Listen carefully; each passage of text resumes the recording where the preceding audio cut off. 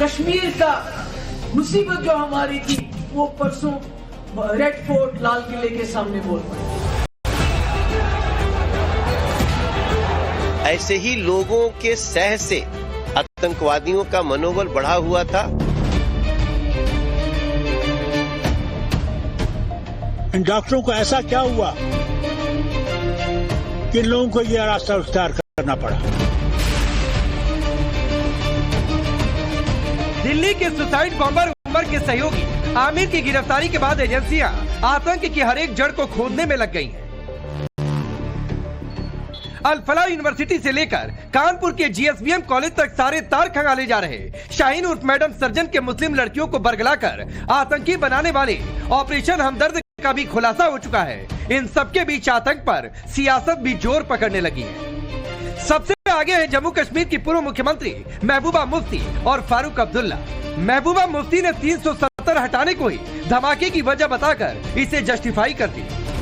मैं सिर्फ यही कहना चाहती हूँ मरकजी सरकार से, आपने बहुत तबाही मचाई 2019 के बाद।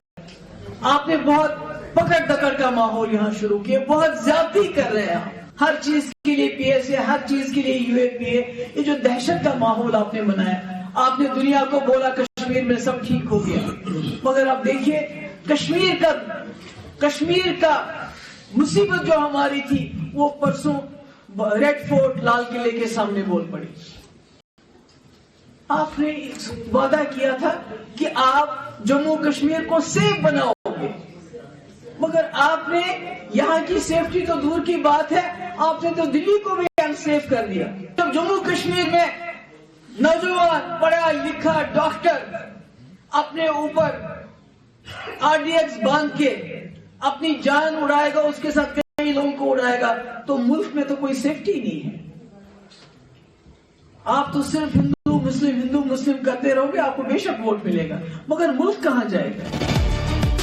महबूबा 370 का राग अलाप रही, हिंदू मुस्लिम सियासत को दोषी बता रही, तो फारूक अब्दुल्ला ये सवाल कर गए कि ऐसा क्या हुआ कि डॉक्टर आतंकी बन गए। सुनिए। और हम जिम्मेवार नहीं है इस चीज के, जो जिम्मेवार है उनसे पूछिए क्यों इन डॉक्टरों को ऐसा क्या हुआ कि इन लोगों को यह रास्ता इख्तियार करना पड़ा। क्या वजह थी।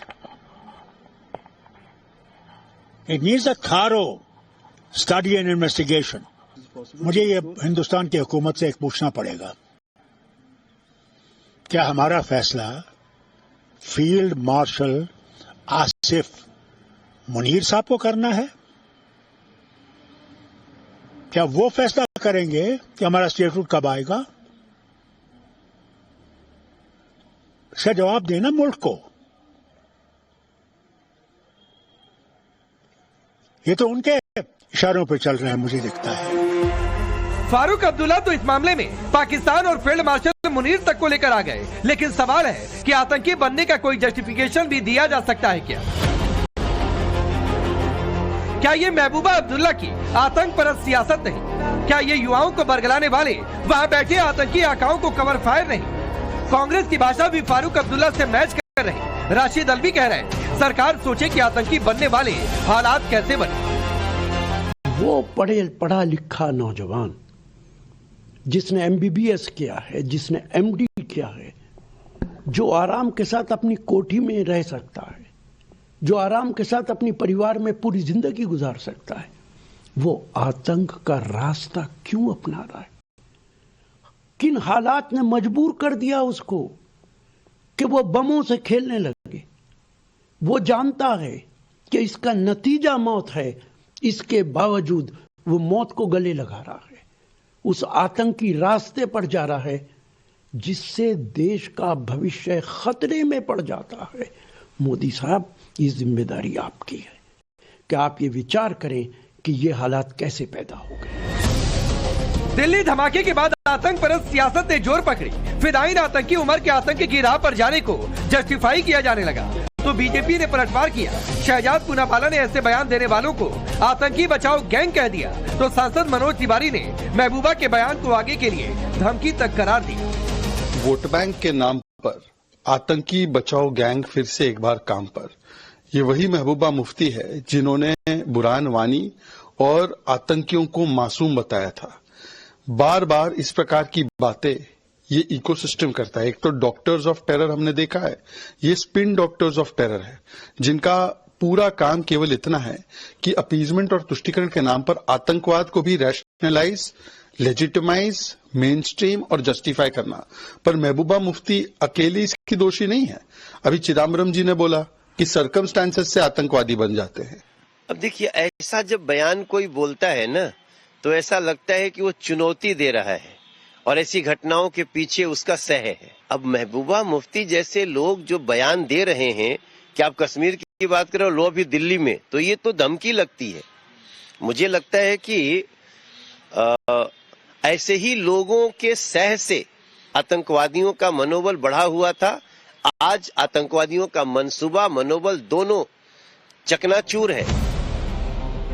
सवाल है कि आतंक को जस्टिफाई करने वाले बयानों को क्या वाकई धमकी की तरह देखा जाना चाहिए?